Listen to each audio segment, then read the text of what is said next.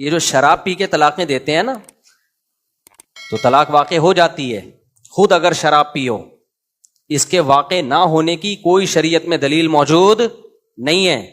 جبری طلاق بھی واقع ہو جاتی ہے.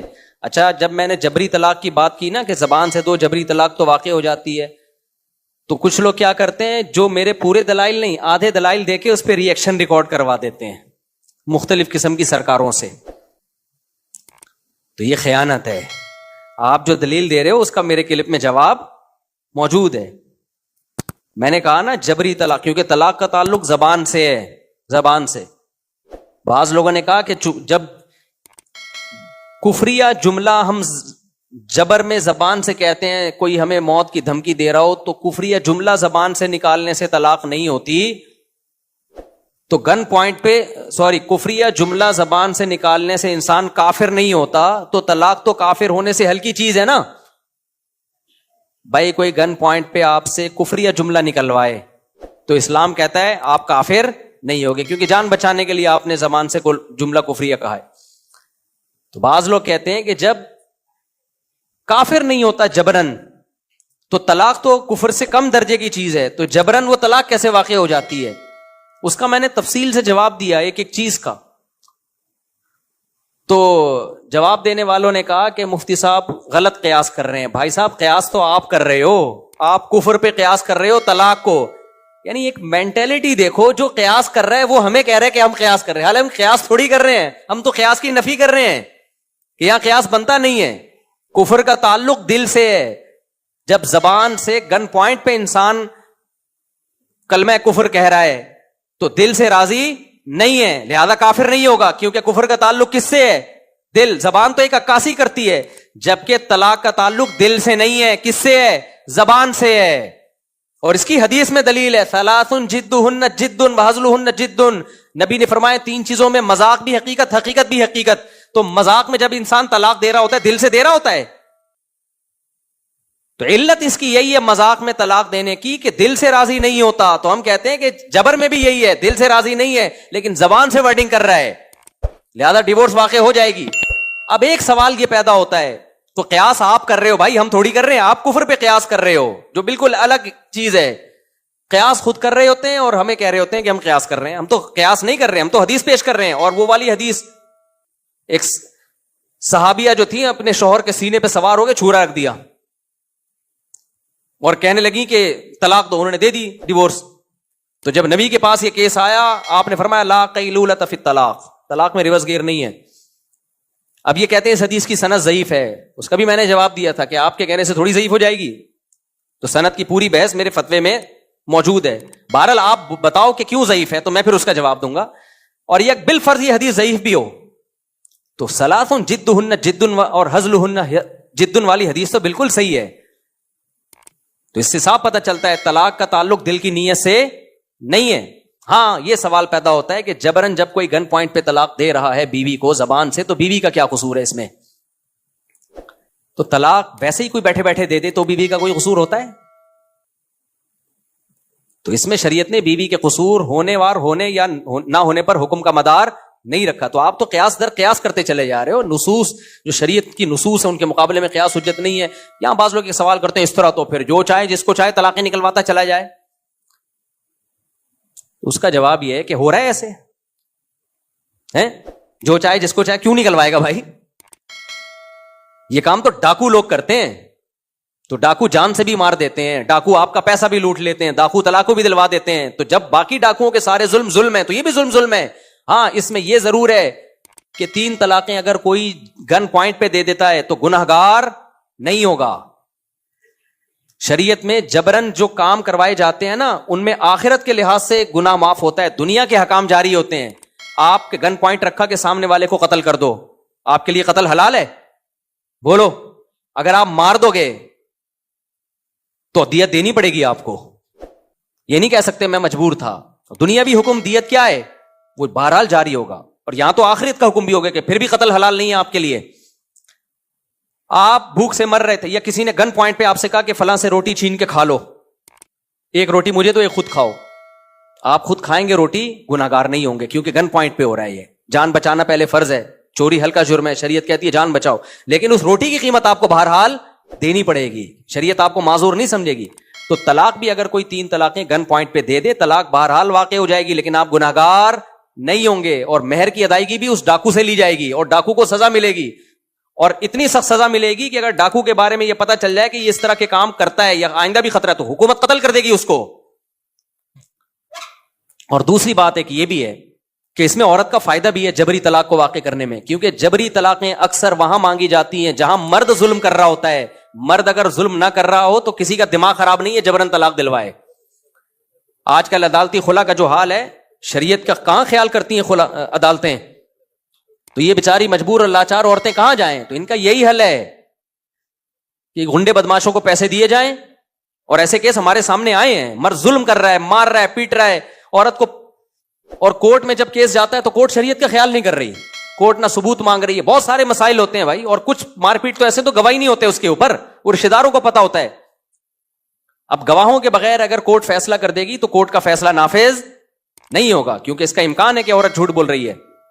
لیکن اب رشتہ داروں کو پتا ہے کہ سچ بول رہی ہے, اس کے گھر کے اندر بڑے مسائل چل رہے ہیں, اس پہ ظلم ہو رہا ہے, لیکن وہ ظلم ہم کورٹ میں ثابت نہیں کر سکتے, تو آپ کے پاس صرف ایک راستہ رہ جاتا ہے کہ مار پیٹ کے طلاق دلواؤ. تو اس میں بہت ساری مظلوم عورتوں کا فائدہ ہے. اس میں اس کا صحیح استعمال زیادہ ہے, غلط استعمال نہ ہونے کے برابر ہے. میرے پاس زندگی میں صرف ایک کیس آیا جبری طلاق کا, کہ ڈاکوؤں نے گن پوائنٹ پہ کسی سے طلاق دلوائی, 3 طلاقیں, صرف ایک کیس آیا پوری زندگی. ہم تو مفتی ہیں نا, یعنی مسائل بتاتے ہیں بیسیوں, لیکن درجنوں کیس ایسے آئے ہیں جہاں زبردستی طلاق نکلوائی گئی کیونکہ شوہر عورت پہ ظلم کر رہا تھا. خاص طور پر جب نکاح نامے کے ڈاکومنٹس ہی نہ بنے ہوں تو عدالت خلا کا کیس لے گی نہیں. وہاں کیا کرو گے آپ؟ کتنے کیسز ہوتے ہیں, شادی ہو گئی, نکاح نامہ شوہر نے اپنے پاس رکھ لیا. اب شوہر نے جب نکاح نامہ چھپا کے اپنے پاس رکھ لیا بیوی کا بھی, تو بیوی پہ ظلم ہو رہا ہے, بیوی کورٹ میں جائے گی تو کورٹ تو کہے گی نکاح نامہ لاؤ, نکاح نامہ عورت کے پاس ہے ہی نہیں. بہت ساری صورتیں ہوتی, گاؤں دیہاتوں میں تو ابھی بھی نکاح کی رجسٹریشن ہوتی نہیں ہے, ان کا تو کورٹ سنتی نہیں ہے ان کو. ایسی صورت میں بھائی فقہ حنفی میں حل ہے, اور کسی کے پاس, اور یہ فقہ حنفی کا یہ مسئلہ قرآن و سنت کے عین موافق ہے. ایسی صورت میں یہی ہے کہ چترول لگاؤ اور زبان سے طلاق نکلواؤ, جان چھڑواؤ اس کی. اور ہم نے چترول سے بھی دیکھے ہیں واقعات کہ ظلم کر رہا ہے, نہیں چھوڑ رہا تو تیرا باپ بھی چھوڑے گا. صحیح ہے نا. ابھی ریسنٹلی 4 دن پہ پرانا واقعہ ہے کہ ایک خاتون سے شادی ہوئی, لڑکی ڈاکٹر تھی, بہت ایجوکیٹڈ تھی, دھوکے سے شادی کر لی, اب 2 بچے پیدا کر کے لڑکی کو چھوڑا ہوا ہے, نہ خرچہ دے رہا ہے, نہ نان نفقہ دے رہا ہے. اتنے بڑے مسائل کھڑے ہو گئے, تو پکڑائی میں بھی نہیں آ رہا, نکاح نامہ بھی غائب کیا ہوا ہے. تو پھر یہی ہوا کہ کچھ لوگوں نے رابطہ کیا کچھ لوگوں سے, وہ کچھ لوگوں کا میں تھوڑی نام بتاؤں گا. تو اس بندے کو بلایا گیا, اس کو الحمدللہ اس کے اگلے پچھلے گناہ معاف کیے گئے, اور اس سے طلاق نکلوائی, اس لڑکی کی جان چھوٹی. تو خیر کہاں سے کہاں بات چلی گئی, تو تبھی ہم کہتے ہیں خوشبو لگا کے آیا کرو, فیس بک اور یوٹیوب پہ کلپ بازی چھوڑ دو, یا تو ہمیں خوشبو لگا کے آنے دو یا آپ خوشبو لگا کے آ جاؤ. تو سامنے بیٹھ کے بات ہوتی ہے تو پھر مزہ آتا ہے, ایسے نہیں ہوتا کلپ بازیوں سے. یہاں سے ہم آپ ادھورا کلپ چلا کے ریئیکشن ریکارڈ کروا دیتے ہو, لوگ سمجھتے ہیں ماشاء اللہ بھائی ویل ڈن, کیا جواب دیا بھائی صاحب؟ جواب نہیں دیا ہے, ٹھیک ہے, ڈرامے بازی کی ہے, اور قیاس آپ کر رہے ہو, آپ کے پاس کوئی حدیث نہیں ہے. تو خیر میں کیا بات کر رہا تھا, تو اسی طرح شراب جب کوئی پیتا ہے تو کہتے ہیں ہمارا دماغ کام نہیں کر رہا تھا. کم بخت, تیرا دماغ کام نہیں کر رہا تھا تو ماں کو طلاقیں دیتا ہے نا, بہن کو طلاقیں دیتا. شراب پینا بھی شریعت میں قابل معافی نہیں ہے. یہ لوگ یورپ سے متاثر ہیں. شراب پی کے اگر کوئی کسی بندے کو قتل کر دے تو شرابی کو قصاصاً قتل کیا جائے گا, حالانکہ قتل تو قصاص ذرا سے شبہے سے ساقط ہو جاتا ہے, لیکن یہاں شریعت کہتی ہے قاتل کو قتل کیا جائے گا. قاتل اگر یہ کہتا ہے نا میرا دماغ کام نہیں کر رہا تھا, تو شریعت قاتل کی اس بات کو ویلیو نہیں دیتی. کیوں؟ اسلام کہتا ہے تیرا دماغ شراب پینے کے بعد کام نہیں کر رہا تھا نا, پینے سے پہلے تو کام کر رہا تھا, کہ پینے کے بعد کچھ بھی ہو سکتا ہے. تو جب قتل معاف نہیں ہے تو طلاق کیسے معاف ہو گئی؟ طلاق قتل سے کم درجے کی چیز ہے. یہاں بھی امام حنیفہ کا موقف بہت جاندار شاندار ہے کہ قتل معاف نہیں ہے تو بیوی کو طلاق دینا کہاں سے معاف ہو گیا؟ اگر خود شراب پی ہے اور طلاق دے دی تو واقع ہو جائے گی, کیونکہ یہ کہنا کہ بالکل دماغ کام نہیں کر رہا تھا یہ غلط ہے. شرابیوں کمبختوں کا اتنا دماغ کام کر رہا ہوتا ہے کہ بہن کو طلاق دینی ہے, ماں کو دینی بھی, ہمیشہ کمبخت بیوی کو ہی دیں گے طلاق. کسی اجنبی کو نہیں دیں گے جا کے. سمجھتے ہو کہ نہیں سمجھتے؟ اس لیے واقع ہو جاتی ہے. اور خواتین جب کہتی ہیں نا, روتی بھی آتی ہے, میرے شوہر نے تو پی رکھی تھی تو مجھے ڈیورس دے دی, تو میں تو ہائے میرے بچے, ہائے میں یہ ہو گیا. ہم کہتے ہیں ہو گئی, کہہ رہے میرا کیا قصور ہے, پی اس نے تھی, سزا ہم کو مل رہی ہے. تو ہم جواب میں کہتے ہیں آپ کو سزا نہیں مل رہی, آپ کو شریعت فیور دے رہی ہے. جو کمبخت نشہ کر کے 3 طلاقیں دے سکتا ہے, وہ بیوی کو 3 گولیاں بھی مار سکتا ہے. جان سستے میں چھوٹ گئی آپ کی. کل وہ چاقو بھی مار سکتا تھا, بچوں کا گلا دے. شراب پی کے دیکھتے نہیں کیا یورپ امریکہ میں جہاں قانون کی اتنی بالادستی ہے, پورے ناپا جاتا ہے. ہم جو وہاں کسی یورپ کے کنٹری میں تھے, گاڑی جیسی رکی, ایک بندہ آ گیا نا ناپنے, کوئی آلہ لے کے. خیر ہمیں داڑیاں ٹوپیوں میں دیکھا چلا گیا. میں نے کہا یہ کیا ہے؟ کہہ رہے ہیں یہ لوگ دیکھتے ہیں کہ زیادہ تو نہیں پیوی. تو کہہ رہا ہے اس کو جب شکل سے اندازہ ہو گیا پینے والی پارٹی لگ نہیں رہی ہے تو نکل لیا. کہہ رہی ہمیں سہولت ہے کہ ہمیں عام طور پہ جو مسلمانوں کو نہیں دیکھا جاتا, ورنہ گوروں کو چیک کرتے ہیں. تو اتنی چیکنگ کے بعد بھی ایسے خطرناک حادثات ہوتے ہیں پینے کے بعد کہ آپ کی سوچ. تو اس لیے میں ان سے کہتا ہوں پی کے دے دی نا, یہ اچھا ہو گیا, جان چھوڑ گئی, کہیں اور شادی کر لو. ورنہ کل 3 چاقو مار دیتا. ایسے واقعات ہیں. اپنے کزن کو گولی مار دی شراب پی کے, دشمنیاں چلی ہیں, جیل میں چلے گئے, عمر قید کی سزا ہو گئی. بہت مسائل ہیں. تو شراب کوئی ہلکا جرم ہے کیا؟ کچھ بھی ہو سکتا ہے بھائی پینے کے بعد.